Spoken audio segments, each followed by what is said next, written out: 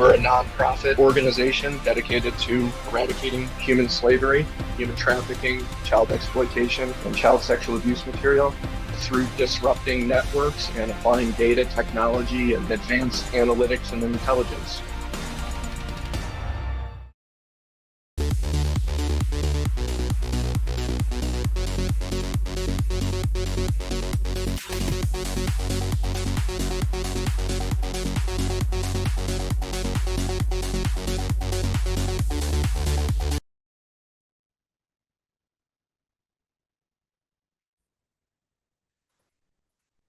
Welcome, everyone, to Making an Impact with Technology and Data. I'm your host, Brett Peters. I am a member of the ATII Advisory Council, and I'm joined by an esteemed panel of thought leaders.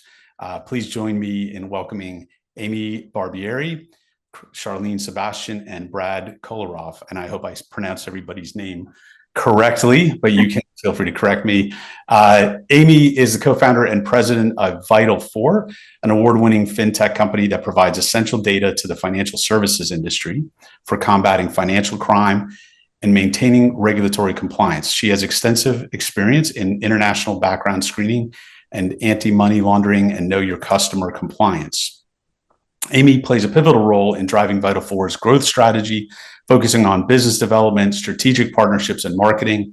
Additionally, she serves on the board of managers at Vital4 and the board of directors at FinTech Atlanta, where she leads the Tech for Good program. Welcome, Amy. Also like to welcome Charlene Sebastian. Charlene is the vice president of strategic partnerships for Minerva, an anti-money laundering risk assessment platform that creates capacity and reduces costs of screening and investigations for financial institutions. Charlene spent 13 years with Bell and more recently, more than a dozen years in the financial services sector with a focus on financial crimes and anti-money laundering technology and process transformation. Welcome, Charlene. And finally, Brad. Welcome. Brad is the president of Tactical AI, or Torch AI, a company focused on improving decision-making and enterprise efficiency at scale with a new form of in-memory AI built to power mission-driven organizations and help improve national security by eliminating fraud and reducing risk. Prior to joining Torch AI through acquisition, Brad founded B23, worked for Amazon Web Services, and served as a U.S. Navy SEAL officer. Brad, thanks for your service and thanks for joining us today. So today we're going to talk about leveraging data and technology in the area of anti-human trafficking to get more meaningful data faster. Amy, I'd like to turn it over to you and get your thoughts and dive into the subject. Yeah, well, thank you. And hopefully this time I'm off mute. Well, thank you for having me and thanks for the introduction. Yeah, so I think, for starters, I think to determine what data is meaningful, I think in detecting, human trafficking, I think, it's essential to focus on, several types of data, right?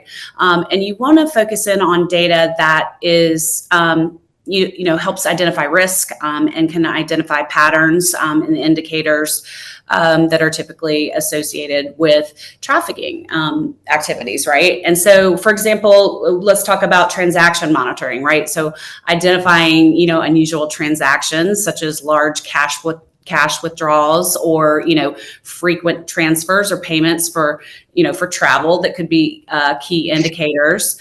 You have behavioral type data, right? So that can track things like travel patterns or online activities. I think it's really important to talk about criminal data. It's obviously extremely meaningful, has quite a bit of insights there, especially when you're talking arrest and conviction records. So I think that's critical, as well as watch list data as well.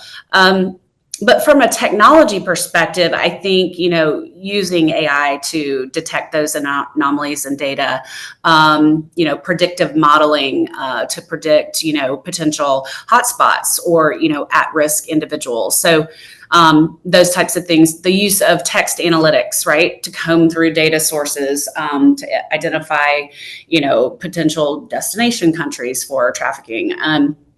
And another form of AI too, that I'd like to mention too, and we'll probably dive a little bit deeper, is sentiment analysis, and kind of the use of that when you're talking about analyzing, large quantities of social data to identify trafficking as well. Great. A lot to consider here. Yeah. Brad, what's your thought? This is kind of the opening salvo question to set the stage, but we'll obviously circle back to anything that we think we need to kind of uncover a little bit more. Yeah, so at Torch AI, in our tactical AI group, we focus on the counters, right? So I say counter, what is that? Counterintelligence, counter human trafficking, counter narco, obviously fentanyl, counter fentanyl trafficking. You name the counter, we focus on that. And how do we do that? So we look at a problem as a social problem, an economic problem, and convert that into like an econometric problem, right? So we take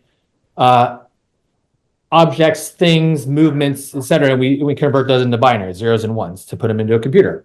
So what we can do is we approach that in kind of two ways, and I won't go into the types of AI machine learning that we utilize for that quite yet, the specific ones that we do. But we utilize different methods of machine learning to enable faster understanding of that data through these two methods. One would be we would decompose current parameters of a data ecosystem. So a lot of those data sources Amy spoke about, and build them back up through different associations utilizing in-memory graph technology. And so what that does is it provides associations that a human can't possibly understand, and normal machines can't necessarily do unless they're utilizing kind of AI/ML techniques. The second is the same thing, but instead of having a starting point from current parameters that our law enforcement uses for countering human trafficking, we would go through trial and error. And using AI techniques, generative AI, have a read book, a narrative that an analyst could then look at to say, okay, this worked, but I think we may want to use this data source. And utilizing AI/ML to do that, we can get to those end results, those narratives faster. For instance, counterintelligence, we support the Army in doing that in about 3 hours, what normally takes them 3 months. So using these techniques drastically reduces the speed to come to a result in. It's impressive the time that you're doing that, and I think we need to double click on that a little bit more as we go through today. Charlene, let's let you chime in on this as well. Yeah, for sure. And I know we started the conversation with the types of data, and I think the piece that I want to underscore is data relevancy. So, and what cloud and the evolution of various AI techniques has enabled us to do is actually curate the data, pull it together, and make it more relevant by using sensitivity analysis and using knowledge graphs and other more sophisticated layers of AI to make sure that the data that you're gathering actually relates to the subject that you are targeting or that you're trying to kind of surface risk on. And we'll talk a little bit more, I think, about that in the latter part of our discussion.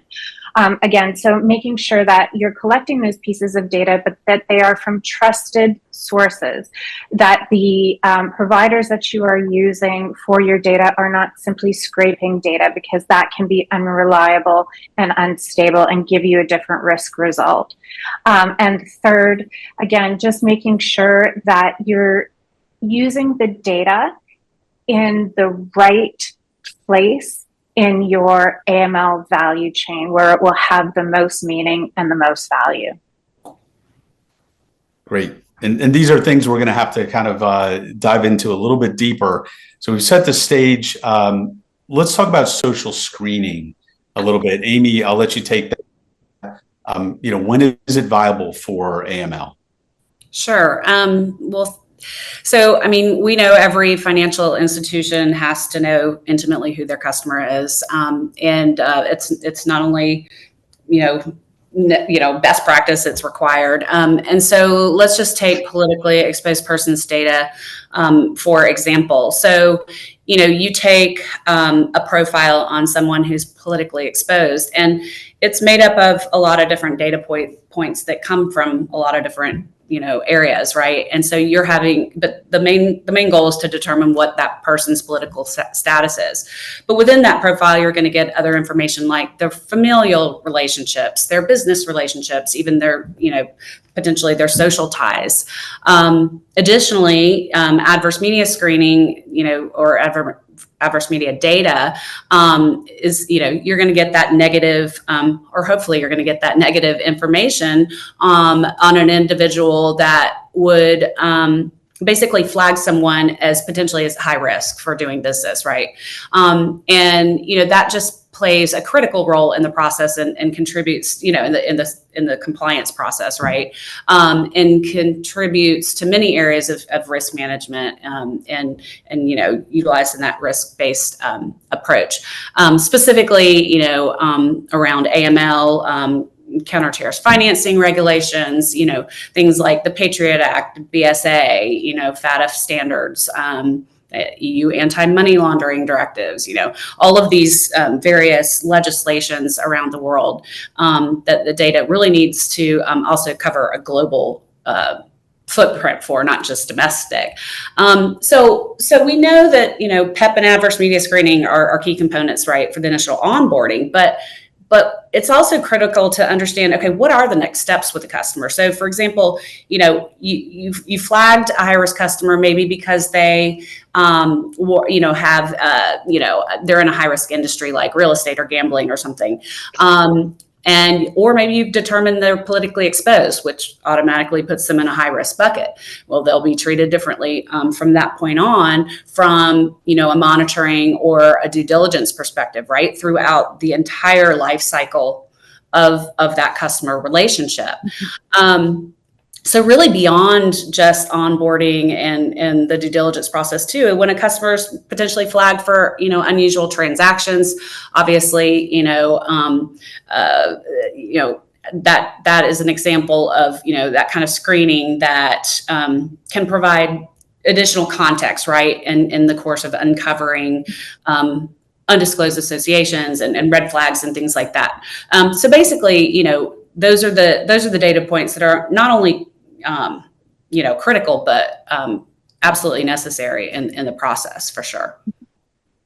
Yeah, if I may actually add on that, you triggered another piece for me, which was, all of those data points definitely can be retrieved through socials. In fact, I was working actually on a piece of research for ATII the other day for a report that we were doing. And it's incredible what you get from that data. And hidden in a Facebook business page was another name for what was actually a massage parlor. And when you searched that name, that was where you actually found the owner of that particular massage parlor. And so that's the power of being able to use that data come to life. The other piece that you triggered there for me, Amy, is that constant evaluation of risk. Using the same example, this particular owner had a ton of adverse media out there about them back in 2022 and was just busted again in a different state for the exact same crime. A couple of the folks included in that bust were known associates. And had you had due diligence happening in your environment, you would have protected yourself from any kind of risk should you have onboarded that individual at another under another business or entity name. So again, I think the power of social is really, really clear, being able to digest that data and do something with it. And then I think the power of taking that data and monitoring those customers on an ongoing basis to look for a variance or a change in risk profile is extremely important as well. Yeah, absolutely. Well, thanks for that additional color and a real life example. Yeah, super helpful. Definitely. And in terms of, Brad, maybe we pull you in here, the data sources and obviously that's an important factor here. And so maybe we dive in a little bit about publicly available data. So what are the frameworks that, listeners should be using when they're making decisions? What's going to make an impact? Yep. So we use something called graph native inductive representation, right? So we have a patent for it's called graph-oriented autoregressive transformer. A lot of big words there. But what does that do basically? Is it all that information Charlene talked about and Amy talked about, is it brings it into an in-memory kind of graph, 2048 nodal kind of in-memory graph representation. And that is the starting point for that framework. And why is that important? Well, typically, unless you have a warrant, right, for the massage parlor, unless we know it's not a U.S. person, we can't do anything with that. Once it's written to disk, it's identified as being U.S. person data. We can't use it as part of the analysis. If it's in memory, it's not considered as corporately owned, so we can utilize it and we can obfuscate that identification, but still make associations across. So the owner of that massage parlor can be associated with another user of that massage parlor who may have some strange financial transaction, but unless we're able to associate those in memory, not on disk, but in memory, we can't make those associations legally. And so that's kind of the framework we come at everything from is one, obscuring information until fully necessary, and then two, putting it in this graph representation so then we can break down the entities and reassociate the entities. Yeah, so obviously you're on the framework side, you have to be conscious of rules, regulations, laws. That's an important part of this, and having technology that supports your initiatives is key. Let's talk about getting there fast. So Amy, maybe you take this one. Maybe we talk a little bit about adverse media, if you don't mind. Yeah, absolutely. A subject I'm very comfortable talking about. So yeah, when it comes to adverse media, we talk about kind of the age-old problem in our industry in respect to fighting financial crime and preventing human trafficking. It's been just the challenge of sorting through, mass amounts of data, right? And doing it with speed and accuracy has always been the biggest challenge. If you think about sanctions, right, it's painful too, but it's a little bit less painful because at least you have some structured data there, and sometimes you have identifying information. It can be super frustrating, obviously, when there's not, and you have a common name, for example, and that can be super frustrating. But you take unstructured data like adverse media, right? And it's even a bigger challenge, right? So those false positives and irrelevant information, like we were talking about earlier, that's where it just becomes just this massive mound of, searching for a needle in a haystack. So like a little deeper dive in the way, kind of the old school way of doing it. And I say old school, I know there's still a lot of legacy providers doing this, but we, Vital 4 as a technology company has kind of moved and progressed as we've gone along, but old school way of doing things is using keyword searches, right? And so a keyword search would take, let's just say, thousands of key negative words, and they would search for that word in an article. And if that word's in the article comes back and is stored in a database. And if you're, an analyst and you're looking for, information on John Smith, and the word murder was flagged in an article, you're going to get a lot of information back that's completely irrelevant to what you're looking for, right? And so, for example, John Smith killed the ball may have been in a sports article. They shouldn't be pulling back sports articles anyway, but a lot of times they do. And so that's information that you don't need to, you don't need to sort through. So that's slowing down the process quite a bit, right? So now we're graduating to kind of, the use of concepts to identify phrases that are, kind of more commonly used with human trafficking, AI tagging of categorization of media as content. And then, just furthering the ability to weed out noise through more advanced technology like natural language processing and sentiment analysis, like I talked about earlier. Have been really game changing when it comes to analyzing, large volumes of data and media content to really identify the relevant information. And so if you look at sentiment analysis, what that did was we could say, hey, that article where John Smith killed the ball, that's not even an adverse media article at all. So applying that technology really reduced the amount of information by a considerable amount. And then you take it a step further, right? And what I kind of refer to as almost like an auto adjudication process. And using contextualized entity extraction, now we can go a step further and say, okay, is this individual, John Smith, in the article? Yeah, we've determined the article is negative, right? It's about someone getting convicted of murder, let's just say, for an example. But John Smith is the prosecutor, right? Or John Smith was the victim. But we want to know who the perpetrator was in the article, who the negative content was, context was around. And with contextualized entity extraction, now we're able to kind of get even more precise with the information.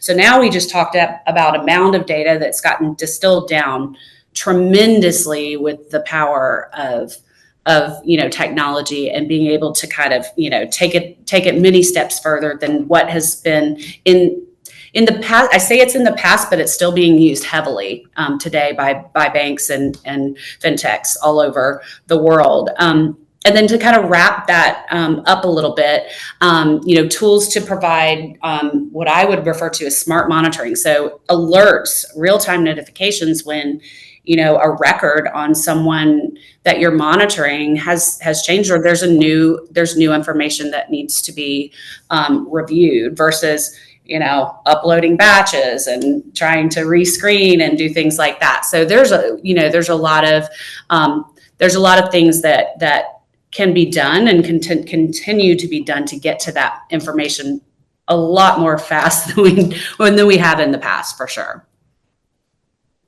Charlene, I see you nodding your head, and I know Brad has expertise on this as well, but let me turn it over to you and let you comment as well. Yeah. It actually, funny. It bleeds into I think the next question, which was kind of, what is the fear out there for compliance teams and investigative units to be able to make the most of their tech and data? And I think, Amy, you nailed it, right? They're still struggling with the backlogs and the overloads of some of the more traditional systems, which actually force them to not only gives them information that is irrelevant and they can't use, but it actually forces them often to hunt and peck and build a profile together. And I think that, through the power of leveraging AI plus data, and then exploring, and in the solutions doing a considerable amount of training, makes these solutions far more accurate than what's available out there today. And it's really funny because, some of that fear is also cost-based. As a compliance leader, constantly and sometimes on a daily basis, being called to task for my spend is incredibly daunting. And so the thoughts of implementing a new tool, maybe parting ways with a traditional tool, can also be really, really scary. But when you think about the time savings that you're getting from the precision that's currently being created by some of these disruptive platforms, it's incredible. And it's worth taking that step in that direction and doing that exploration. Yeah, I 100% agree. And thank you for defining my value prop for me so clearly. I think we have a very similar value prop. Yeah. But we're believers, right? Yeah. We're hearing media. Yeah, it's insane, right? Like, it is really incredible. And I know, Amy, your background, you've sat in the same chair. Brad, I've read your background a little bit too. Same thing, right? Like, we've come along in this journey, and when you implement the right data in the right way, and you work with providers who are committed to that excellence and that exploration of technology to overlay, it can be really, really insightful and really powerful.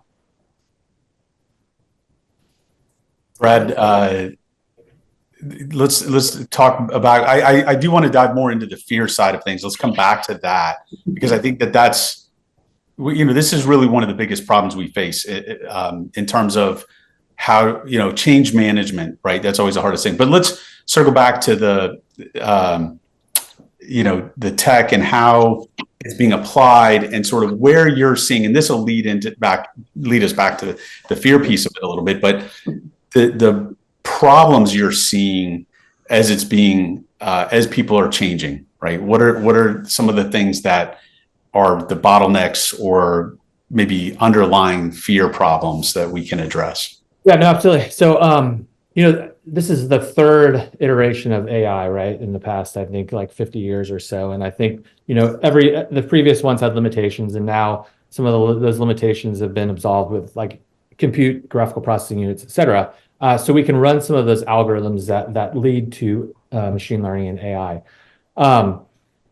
I think 4 or 5 years ago, there NLP started to surface, and it was okay. Sentiment analysis was not very accurate. And over the past 5 years, it's become more and more accurate. And how did we get there? Well, one of the things that people were doing 4 or 5 years ago, or even the past 2-3 years, is they were creating algorithms, and they were creating algorithms on fake data for the training models for AI ML, but they didn't have real data. So when they finally got real data, they would have to retrain their models, et cetera, and start all over again. So one of the biggest steps I think we've taken in the next 5 years that's allowed us to kind of dial in and excel in utilizing AI ML for these use cases is kind of consistency and curation and tagging of data, right? Similar formats, similar schemas, because I may be able to get data from data source A and data from data source B, but if I can't combine them, then they're kind of both useless, right? So being able to quickly kind of translate or transform that data, curate it into a consistent format in order to apply those models, build those algorithms, has been, I think, the largest progression we've seen towards that. Towards whether that's, I know NLP's seen some massive strides in that, and then obviously sentiment analysis towards that. So I mean, that's the short answer. Not sure if you want me to add anything else, but I think you have also an opinion when we've talked before about the training that is required, and sort of the change management piece of it to kind of lead us back into that discussion of fear, right? It's people are reluctant to change, right? Organizations spend a lot of money training, and then we're in this time of really rapid change when it comes to AI. And I can see there are a lot of organizations sitting on the sidelines waiting, customers who are waiting to make decisions about what they decide to use next, because they figure that they want to choose the right horse, right? And they also know that there's a tremendous cost to the organization in terms of the learning curve and changing, no matter how good the technology is. Yeah, and I think there's a risk to that as well. The enemy, who we're trying to combat, right? The human traffickers, we don't know who they are. And there is that curation part I talked about, and consistent data formats there's a large cost to that. There's a large upfront cost. There's a large barrier to entry. But that barrier to entry is good because I think like I said, we don't know who the enemy is, and we don't want to make their jobs easier. So we need to kind of protect that tradecraft to a large degree of what we're doing to find these people and to utilize AI. And ChatGPT, my son's used it for college papers. Whether it's Llama, ChatGPT, whatever, it's open, it's out there. And so I think it's a great tool for us to use, but at the same time, I think there's a lot of opportunity for kind of the folks we're trying to find and hunt down to utilize it as well. Yeah. So let's switch gears a little bit. Just in terms of best practice, let's talk about how the data is delivered and presented. And Charlene, I know you have some thoughts on this. We're talking about getting data faster. We're talking about access to more data and more data sources. So how do we keep the user from becoming overwhelmed? Yeah, for sure. So again, just kind of breaking down the layers. What is it that you actually need to understand when you are assessing risk for a customer? So there's some really very basic pieces of information that you need to validate against. So name, address, phone number. occupation. So making sure that you have reputable sources for that information. Either you're gathering them from, using biometric IDV validation, and then calling additional sources like a credit bureau, or even open source through business registries and other means to kind of, again, corroborate and create consensus in those values. And then the additional layer is then kind of understanding a little bit more about that risk and what that individual is all about. So it's pulling in information around criminal indicia, involvement in high visibility legal cases, and engagement in maybe businesses. Are they a director or an owner of businesses that could also be at risk? And then choosing the data sources that can layer that in a really effective way and that come from a reliable source. If you're out there and you're choosing a vendor, I think it's really, really important that you work with that vendor in order to do some form of validation test, proof of concept, in order for you to be able to demonstrate value, and that data set is going to work for you based on the geographical parameters in which you do business, your client risk exposure, so the type of clients that you deal with. Again, Amy brought up, and I'm a huge fan of accessing global data, even if you are conducting the majority of your business in the United States. We are home to many, many newcomers and folks that are here with backgrounds in other places. And so it's really important that you're digging underneath those rocks. And again, when we talk about this, the time from start to finish to be able to gather all of this information from all of those sources that I just talked about to build out that contextual layer is literally seconds. And that's how powerful the technology is, right? So this is when we talk about fear, when we talk about change, when we talk about reluctance to change, we've made it really, really simple. And so it is worth doing that, but make sure that you have a plan, make sure that you understand your internal processes and procedures, and that those are strong when you're going out to choose a technology partner to help complement them. And so I think that those pieces are key. I'll open it up to Amy and Brad and see if you have any other comments to expand on the great overview that Charlene gave there. Well, I would just say, to your point, Charlene, like driving home the importance of making sure you have global coverage, because I've seen so many check in the box, I guess, compliance attitudes that it scares me. And I don't, we talk about maybe customers being fearful of maybe using more advanced technology and things like that. But what they should be fearful of is not having broad enough coverage. And maybe they're afraid of having too much data. But like, I think the example you gave earlier, where there was an article back from 2002. So you got to strike that balance where you have the capability of going out and capturing through whatever data sources we're talking about, as broad of a net, casting as wide of a net as you can, and having the ability to hone in on that, again, just kind of beating a dead horse here, but that relevant information. So, and again, striking that balance of coverage and for compliance purposes and getting to that data as fast as possible without overwhelming with too much information. Yeah, makes sense. And now, Brad, you've worked pretty exclusively or heavily with national security clients. Are there things from the national security sector or the DoD side of the house that we have a lot of members of the audience that are coming from law enforcement and financial institutions? Are there best practices that you've seen that could be employed for law enforcement, justice related, or financial institution? Yeah, I mean, DoD and law enforcement, although they seem similar, are definitely quite different. The big thing, they have different titles, but laws are a big thing that you have to follow, which makes it a lot more difficult for law enforcement, obviously, than DoD in some ways. But across the board, whether it's federal law enforcement, state law enforcement, not so much financial institutions. Work with some hedge funds, and they're pretty quick on the draw. But especially DoD is a lot of those. They have a lot of data, like Amy mentioned, like a ton of data. But typically they're all siloed. And they have a lot of individual vendors who historically have come in and said, this is my software, this is my system, this is my data, thou shalt not touch that. And so it's great because it's great for that one system, but you can't do anything with it. So it's siloed. So there's a whole system that, let's say, FinCEN couldn't use to identify a user from another system. So it's that siloed data and ripping that apart, breaking that open.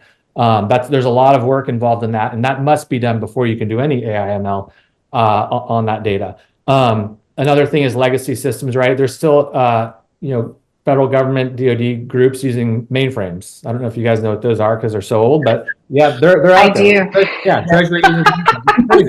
It's crazy. Talk about legacy and siloed data, and then obviously breaking that open. That's a little bit more difficult, obviously.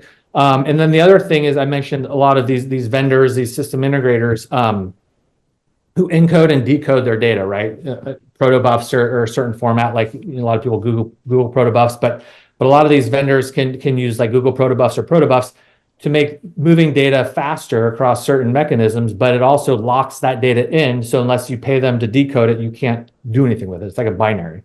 So breaking those open, forcing the government to write contractual mechanisms, forcing law enforcement to add contractual mechanisms into any data system to make a vendor make that data available to other users. And when you can provide those keys to unlock that data, you open it up to all the kind of tools and techniques of AI/ML. And have you seen that work? I mean, it sounds like there's a lot of work we do daily. Yeah, okay, absolutely. Cool. I mean, we don't necessarily we do it for the counter use cases. We also do it for autonomous vessels. So analysts can write better autonomy algorithms for warfighting systems, sending data out to warfighters, ISR, intelligence, surveillance, reconnaissance. There's different telemetry data systems, and we want to unlock that data, and we do that.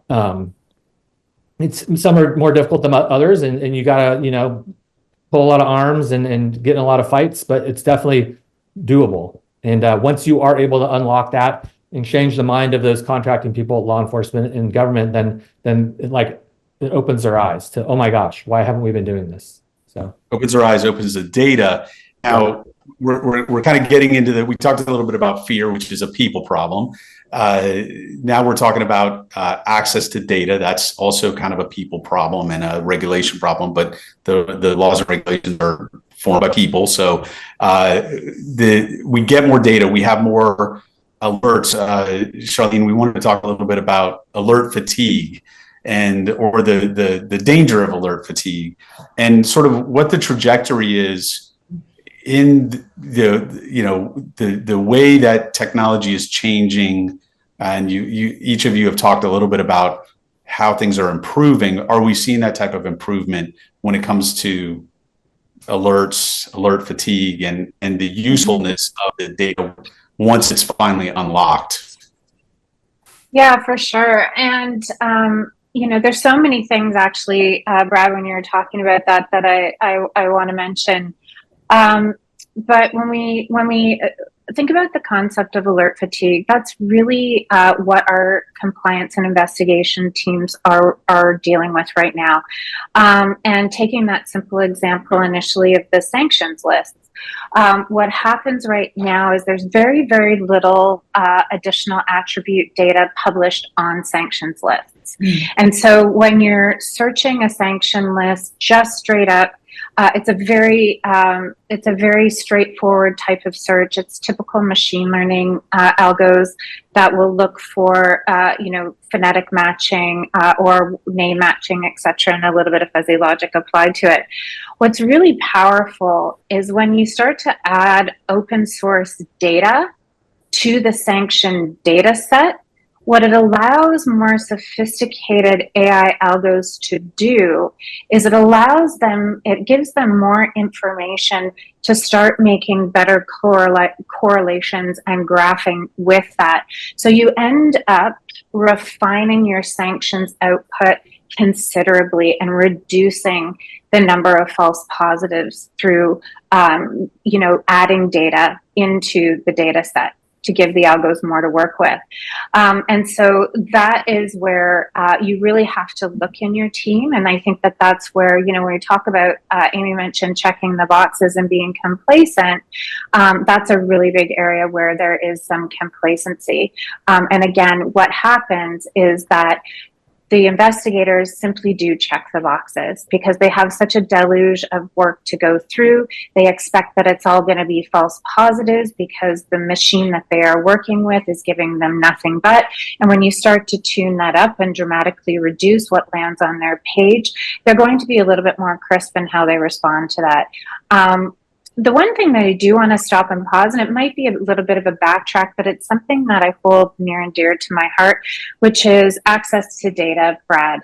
And I know that you're talking about it in the context of what's available from a government intelligence data. And I think that, when we talk about transforming the way that we detect and prevent human trafficking, it's getting access to some very, very basic data and things like beneficial ownership data, as an example. Yes, we are collecting that information, but to access that data at scale so that you can effectively use it in the context of onboarding a business and a financial services, it's not available to us. And in certain locations, take here in Canada, we're not even collecting it in the provinces, and none of us are collecting it in the same way. We're not collecting the same attributes, we're not collecting the same info, and we're not enforcing validation and update, right? So I think in order to be transformational, I think we need to continue to work with our government resources on the thing you mentioned, the regulations, the policy, et cetera, and actually get access to that additional meaningful data that can really make a difference in the work we do. Excellent point.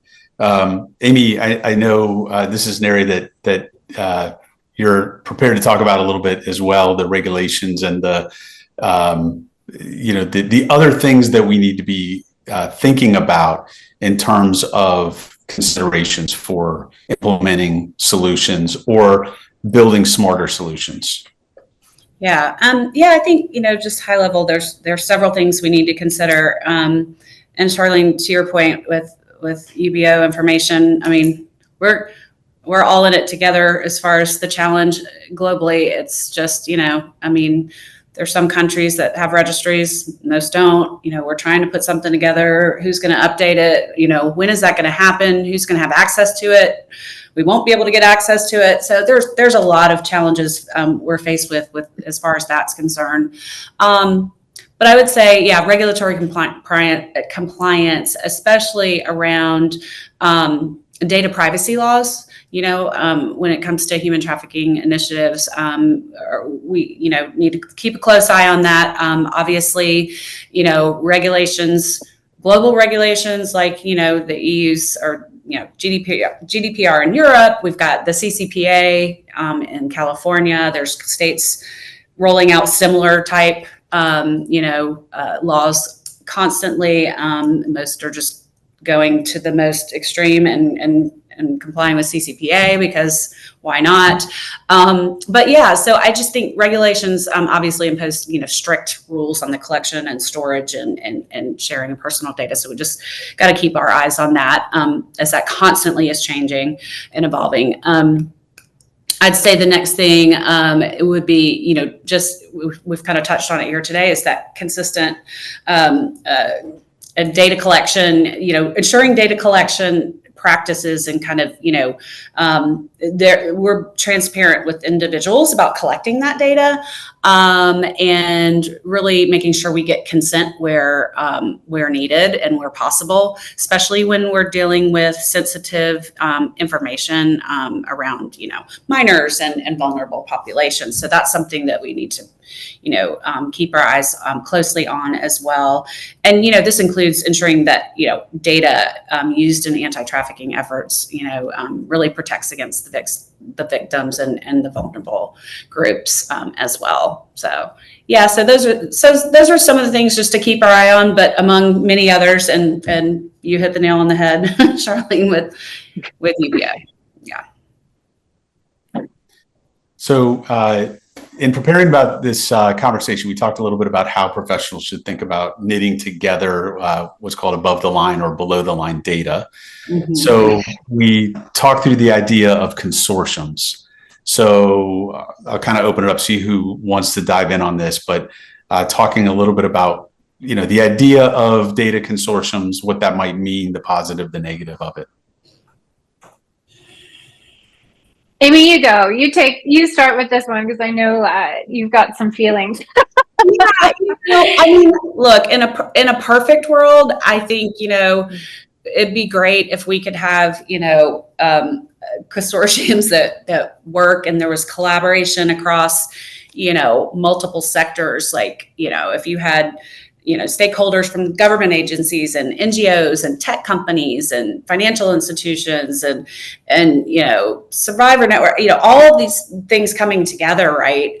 Bringing kind of unique perspectives, unique data sets, unique expertise, where we could kind of just, again, kind of weave all that together. I think that would be great. I don't think in theory it really works that way, but yeah, I mean, that's kind of my, my wish list, right?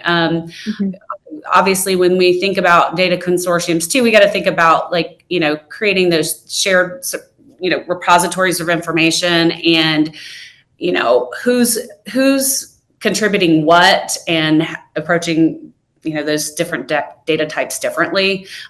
There's just a lot of complexities around it. And you mentioned kind of different data formats and siloed data, and all of that creates a lot of challenges and complexities around that for sure.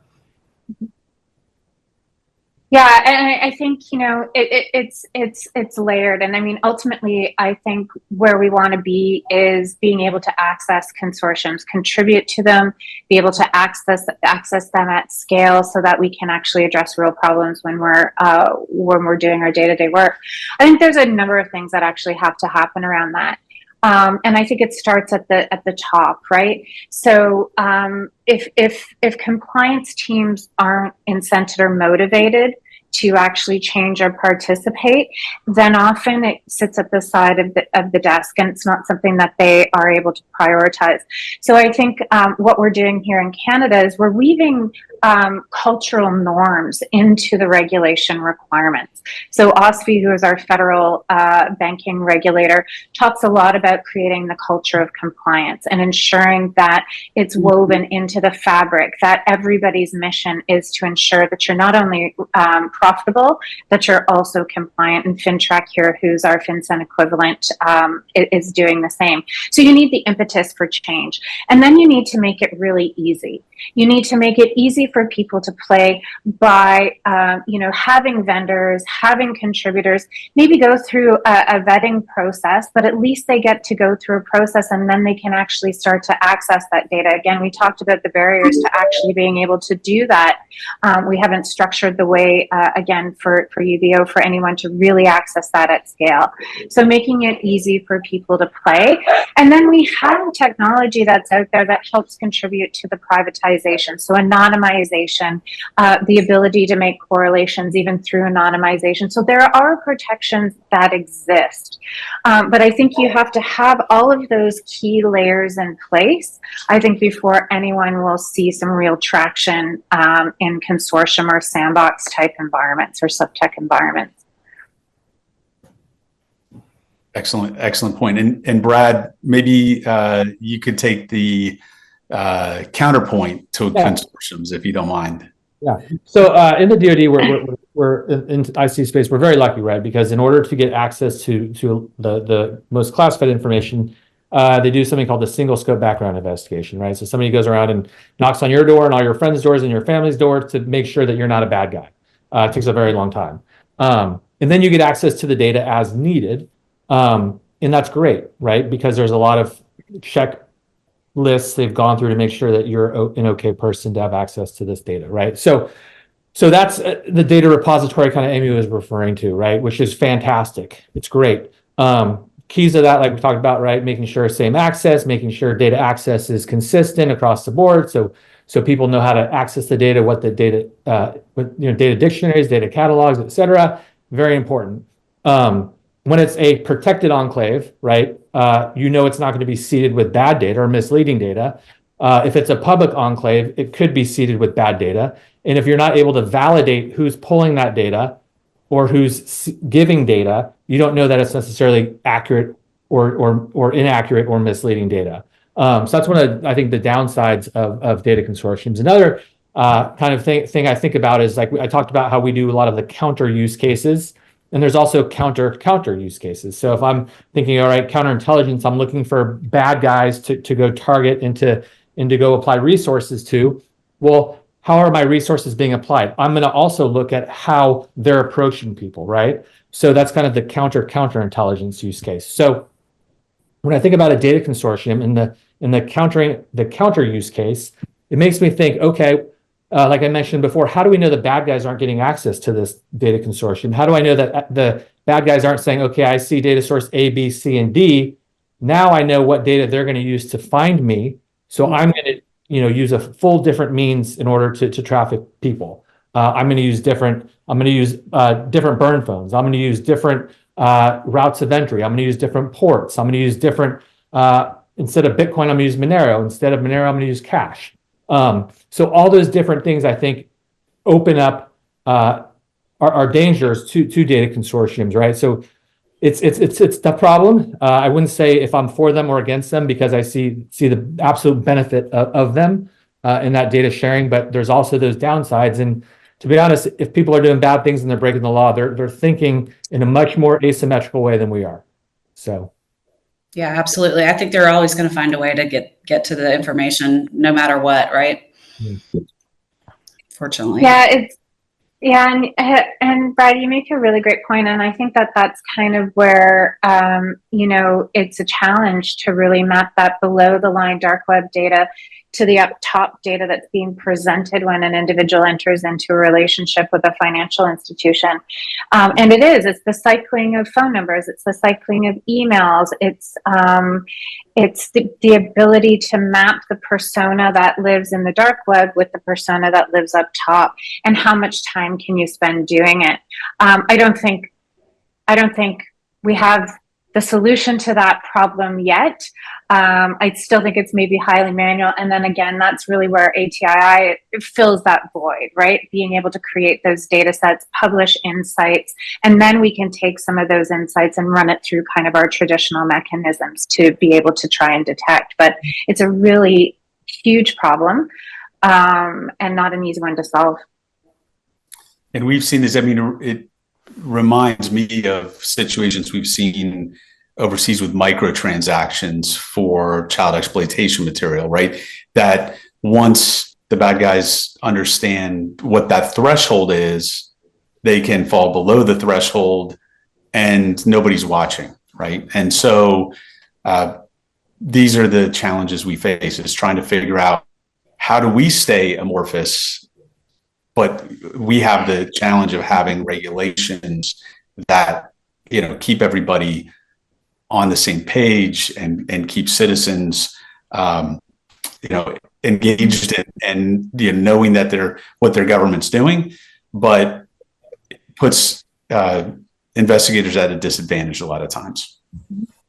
Yeah, and I think that's where there is a real case for blending traditional technology in with behavioral science, right? So being able to actually look at typologies from a behavioral point of view rather than a transactional point of view, to actually see what are they actually spending on. Not necessarily that they're using less than $5 transactions, right? Because again, you're able to avoid the line very, very quickly. But what are they spending on? When are they doing that? And again, looking at behavior rather than just the financial transaction itself.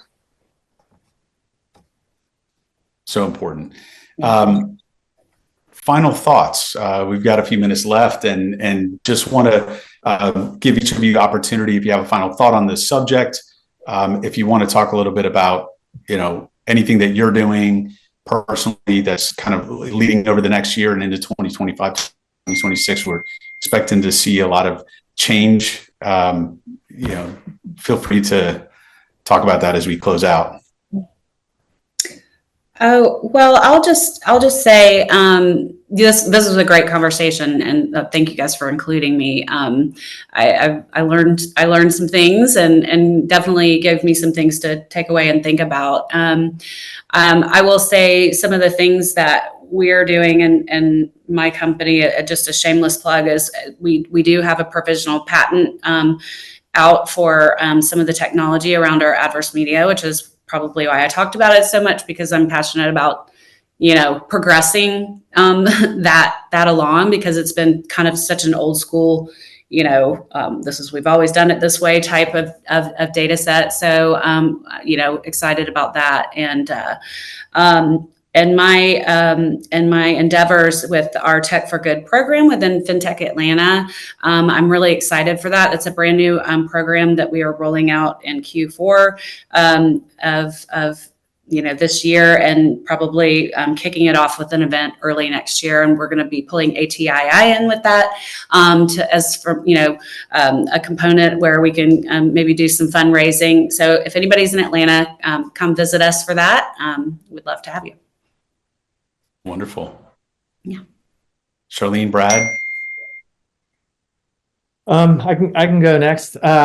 Appreciate the invite. Appreciate being here. Great conversation. I learned a lot, like Amy said as well. I wish there's a lot of problems out there to solve. I wish human trafficking or anti-human trafficking was a larger, more well-known problem, because I think it doesn't get the media attention that it deserves and should. And so I appreciate ATI getting this together so we can kind of get that out there and hope to make a difference. Yeah, absolutely. Charlene, we'll give you the last word. Well, thank you. And it has been a pleasure being here, and thank you for the invite. And to my panel colleagues, Brad and Amy, I think, all of the commentary and the information you shared as well is just kind of right. It's really nice to see friends in industry who are really on the same page with where we want to go and what we want to achieve in terms of being able to deter and prevent financial crime. I think in terms of what we're doing here at Minerva is we're constantly looking at our accuracy. We're looking at how we can help teams be more effective so they can spend more time actually thinking and thinking about what does their ecosystem look like, what are the behaviors that are actually occurring there, so that they can put in additional solutions, so we can take the heavy lifting away from them. What we're getting really excited about here, of course, we've got some new product elements that we're going to be introducing in Q4. I can't say, but we're really excited, and our tech team is very focused in on those changes. And we're working with ATII on the Human Trafficking Insights Report, and I think we're gearing up to have our first issue come out in September. So again, we're collaborating on what the format looks like and how we can contribute from an insights point of view. So excited and looking very much forward to the rest of the year. Wonderful. Yeah, we are all excited about the ATII Insights Report. Hopefully that'll be mentioned here a number of times during the summit, but look for that coming out, and I hope everybody will get involved. Amy, Brad, Charlene, thank each of you for all you do every day to help make the world a better place. Very grateful. Thank you for your time today, thoughtful discussion, and I wish each of you the very best. Thank you, Brad. Thank you, Brad.